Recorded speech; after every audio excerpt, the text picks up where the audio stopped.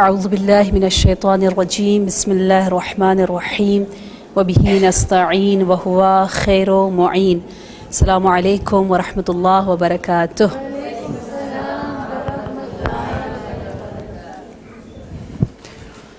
خدا کا جتنا بھی شکر کریں کہ ہم اس بابرکت مہینے میں زندگی بسر کر رہے ہیں، جس کے متعلق امام نے فرمایا کہ جو شخص ماہ مبارک رمضان میں ایک مومن کو خوش کرے، کسی مومن کی کسی مشکل کو دور کرے اور مومن کے چہرے پر اسمائل، خوشی، تبسم، مسکراہٹ لے آئے تو قیامت کے دن وہ چہرہ مسکرا رہا ہوگا، اس کا چہرہ ضاحکہ ہوگا. اور یہ بہت بڑی بات ہے کہ قیامت کے دن جہاں ہر کوئی بھیک مانگ رہا ہوگا کہ مجھے تھوڑا سا ثواب دے دو، مجھے یہ مشکل ہے، مجھے وہ مشکل ہے، ہر ایک سٹریس میں، مشکل میں، غم میں ہوگا، وہاں وہ چہرہ مسکرا رہا ہوگا.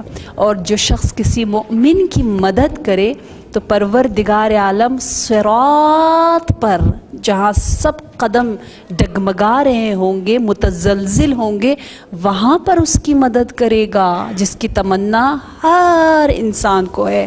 اور جو اس مہینے میں اپنے غصے کو کنٹرول کرے تو پروردگار عالم اپنا غضب اس پر کم کرے گا، ختم کرے گا.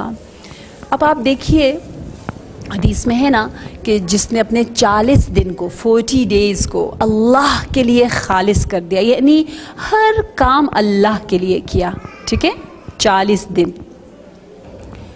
محبت اللہ کے لیے، نفرت اللہ کے لیے، نظر اللہ کے لیے، غضب اللہ کے لیے، خوشی اللہ کے لیے، کوکنگ اللہ کے لیے، کلیننگ اللہ کے لیے، کسنگ اللہ کے لیے. یہ ہے صحیح توحید. تو جس نے 40 ڈیز اللہ کے لیے گزار لیے، اس کو اتنی پیاری خوشخبری ملی ہے، بشارت ملی ہے، گڈ ٹائڈنگ ملی ہے کہ کہا ہے کہ اس کی زندگی بن گئی. حکمت، وزڈم کے چشمے اس کے دل سے پھوٹ کر اس کے تمام وجود میں آ جائیں گے. اس کو زندگی میں ایک لذت ملے گی، مزہ ملے گا، پیس ملے گا، سکون ملے گا. یہ وعدہ ہے اللہ کا. اور جب بھی میں یہ حدیث پڑھتی ہوں نا، مجھے یہ ہوتا ہے کہ خدایا مجھے زندہ رکھ، میں نے نہیں مرنا، مجھے ایک 40 ڈیز دے دے کہ میں اللہ کے لیے گزار لوں اور وہ پلیجر میں زندگی کا لوں. اور جب یہ 30 ڈیز ماہ مبارک رمضان کے ہمیں مل جاتے ہیں اور شعبان سے ہم تیاری شروع کر دیتے ہیں، اور بہت اچھے لوگ تو رجب سے شروع کر دیتے ہیں، تو 40 ڈیز تو ہم بہت ایزیلی کمپلیٹ کر سکتے ہیں. تو یہ اتنا اچھا ڈوز ہے، دوائی ہے، کورس ہے ہمیں بالکل ٹھیک کرنے کا، نفرتوں کو دور کرنے کا. یہ میں پوائنٹ ضرور کچھ بتاؤں گی کہ جیسے ابھی شروع میں ہماری بہن قصیدہ پڑھتی ہے، یا راضیہ یا مرضیہ، جو بھی کچھ کہتی ہے، تو یہ جناب زہرا کے القابات ہیں. آپ کو لقب راضیہ کا صدقہ انشاءاللہ اس مہینے میں جہاں آپ یا علی و یا عظیم کہہ کے اللہ سے مغفرت طلب کرتی ہیں، وہاں پر آپ سب کو معاف کر دیں. آپ سوچیں، آپ لوگ سیلف اکاؤنٹنگ تو کر رہے ہیں نا، اپنی ڈائری لکھ رہے ہیں نا، پوائنٹس جو پازیٹیو اور نیگیٹو ہیں دونوں کو آپ لوگ انشاءاللہ کلیکٹ کر رہے ہیں، کاؤنٹ کر رہے ہیں، دیکھ رہے ہیں، حساب کر رہے ہیں، کتاب کر رہے ہیں. تو یقیناً آپ یہ ضرور سوچیں کہ شب قدر سے پہلے میں نے اپنا حساب کتاب مکمل کرنا ہے. کوئی ایسا شخص میری زندگی میں نہ ہو جس کی تمنا ہو مجھ سے بات کرنے کی اور میں اس سے بات نہ کر رہی ہوں، یا میں کسی سے تھوڑا سا ناراض ہوں. شیطان کہے گا کہ اس کی غلطی ہے، اگر اس نے ایسا نہ کیا ہوتا تو میں ضرور اس سے ملتی، لیکن اس نے ایسی بات کر دی ہے کہ بس میرا دل نہیں چاہتا. یہ شیطان کہتا ہے. یہ اگر پتہ نہیں آپ لوگوں کی لینگویج میں بھی اگر ہے، اگر اس نے ایسا نہ کیا ہوتا تو میں تو اتنی اچھی ہوں، ٹھیک ہے نا، میں تو کسی سے ناراض نہیں ہوتی. یہ اگر شیطان ہے. ہاں اگر، اس اگر کو ہٹائیں، کوئی اگر مگر نہیں ہے. اللہ سب کو معاف کرتا ہے. اللہم اغفر لی کل ذنب، سارے اتنے مزے سے ہم اللہ سے کہتے پتہ ہے، اللہ سے ہماری توقع اتنی زیادہ ہے، ایکسپیکٹیشن، اللہ سے ہم کہتے ہیں اللہ میرے سارے گناہوں کو معاف کر دینا، تو اللہ کہے گا اچھا میں سب معاف کر دوں، اور تو کنڈیشنز کے ساتھ لوگوں کو معاف کرتے ہیں کہ اس نے ایسا کیا، اس نے ایسا کیا، اس نے ایسے، تو اتنا سخت لیتا ہے اور مجھ سے کہہ رہا ہے میں مہربان ہوں. یہ تو آپ لوگوں کو ماشاءاللہ نکات پتہ ہے، لیکن پریکٹیکل انشاءاللہ یہ بات ضرور ذہن میں رکھنی ہے کہ جو ہماری فیملی کے پرابلمس ہیں سب سے پہلے ان کو ہم سولو کریں، پھر باہر کے پرابلمس کو. اور کہتے ایک مرتبہ امام حسن علیہ السلام مسجد میں اعتکاف کر رہے تھے، اچانک ایک شخص آیا، اس نے کہا میری فیملی میں یہ پرابلم ہے اور یہ مشکل ہے. مولا فوراً اٹھ کے مسجد سے چلے گئے، تو دوسرے لوگوں نے کہا اے اپنا رسول اللہ یا امام آپ بھول گئے آپ اعتکاف کریں، اعتکاف میں تو مسجد سے نہیں جا سکتے. تو امام حسن نے کہا کیا تم لوگ بھول گئے کہ میرے نبی نے کیا کہا ہے، ہم سب کے نبی نے کیا کہا ہے کہ کسی مومن کی اگر حاجت ضروری ہے، جلدی ہے اور اس کو پورا کرنا ہے تو وہ 9000 سال عبادت اور اعتکاف سے بھی بہتر ہے. تو چھوڑو یہ اعتکاف، چلو مومن کی جو مشکل ہے اس کو دور کریں.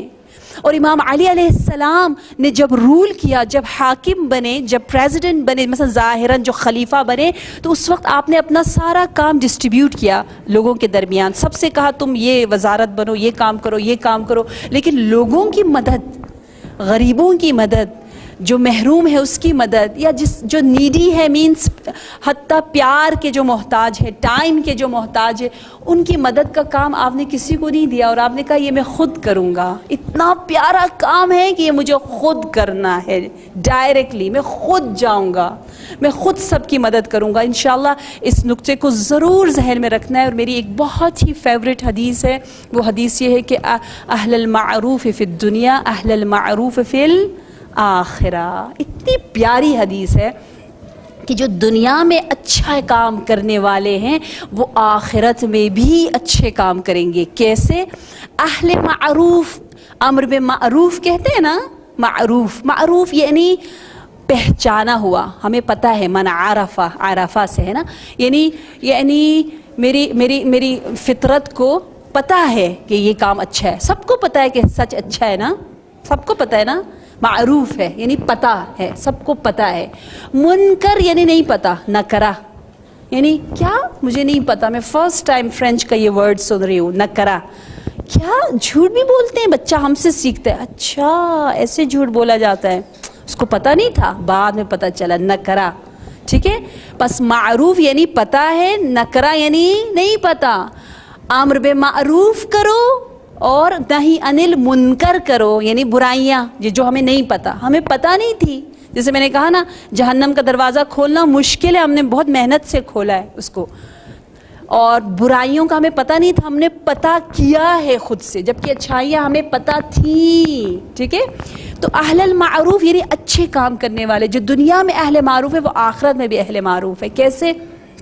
کہتے ہیں جو دنیا میں جن کا زندگی کا مقصد یہ ہے کہ لوگوں کو دے اور دے، جمع کرنا، خود لینا، میں کی فکر میں جو رہتے ہیں وہ نہیں. جنت کے دروازے پہ لکھا ہوا ہے کہ جنت بخیل پر، کنجوس پر، جو سٹنجی ہے، کنجوس پر حرام ہے. اور کنجوس صرف مال کا نہیں ہوتا، جو رزق معنوی نہ دے وہ بھی کنجوس ہے. ٹھیک ہے نا. جو ٹائم نہیں دے رہا، جو پیار نہیں دے رہا، جو محبت نہیں دے رہا، وہ بھی کنجوس ہے، بہت بڑا کنجوس ہے. کیونکہ آپ خود دیکھیں، جس بچے کو پیار نہ ملا ہو وہ ساری زندگی بھکتتا ہے نا. لڑکی کو زیادہ پیار دو کہا ہے، کیوں؟ کیونکہ اس نے آگے جا کے پیار ہی دینا ہے. اتنا پیار دینا ہے. شوہر سب سے بڑا بچہ، اس کو پیار دینا ہے. پھر اس کے بعد بچے ہوتے ہیں، ان کو پیار دینا. اتنا پیار اس کو دینا ہے، اتنا ایثار کرنا ہے. اس لیے اس نے کہا اس کو لڑکے سے زیادہ پیار دو، خوب ذخیرہ ہو، سرمایہ ہو، اس کے اندر پیار سٹور ہو، تاکہ وہ رچ ہو کر، پیار سے غنی ہو کر، کسی کی محتاج نہ ہو کر میدان میں اترے اور بہترین ماں اور بہترین بیوی بنے. تو ایسے خاندان سے بچی لیں، کوشش کریں جہاں اس کو پیار اور محبت اور احترام ملا ہو اور آپ بھی دیں. تو یقیناً کنجوس پر، جو بخیل ہے، جو نہیں دیتا، اس پر جنت حرام ہے. یہ دنیا دینے کی جگہ ہے، لینا ہم نے آخرت میں. ہم لوگ الٹا کرتے ہیں، یہاں جمع کر رہے ہیں جی, کبڈ کھولو, اتنے کپڑے, جوتے دیکھو, کون سا پہنو, اتنا کلیکشن کہ خود بھی نہیں سمجھ میں آتا. دنیا بھر سے بہترین چیزیں ہم نے جمع کی ہوئی اور زیادہ جمع کرتے جا رہے ہیں. اتنا طمع, لالچ نہیں ہونی چاہیے. بس دنیا دینے کے لیے جتنا ہو سکے آپ دیں, اور جو دنیا میں دیتے ہیں, وقت دیتے ہیں, علم دیتے ہیں, مال دیتے ہیں, پیار دیتے ہیں, احترام دیتے ہیں, ایزی لیتے ہیں. آپ دنیا میں ایزی لو لوگوں کے ساتھ. لوگ کسی نے آپ کو برا کہا, معاف کرتے جاؤ, دیتے جاؤ. دے رہے ہیں, یہ دینا ہے. صبر کا مطلب بھی دینا ہے. صبر کا مطلب یہ نہیں ہے کہ ملیانی ماں میں اتنا صبر کرے, کیا کہ میں پھٹ گئی, اب مجھے غصہ آ رہا ہے. یہ تو کوئی صبر نہ ہوا. صبر یعنی آپ نے دل میں نہیں رکھا. صبر یہ نہیں ہے کہ آپ گھر میں چپ رہے اور باہر جا کے خوب شکایتیں لگائیں اور سب سے جگہ سب سے کہ میں نے اتنا صبر کیا, میرے ساتھ یہ ہوا, میں اتنا صبر کرتی. ارے آپ تو صابر ہی نہیں ہے. میں جب ایسے سنتی ہوں جتنی ہنسی آتی ہے. کہاں سے صبر یعنی آپ نے دے دیا, ختم, بھول گئے, بند کر دو وہ چیپٹر, بند. کوشش کرے مشکل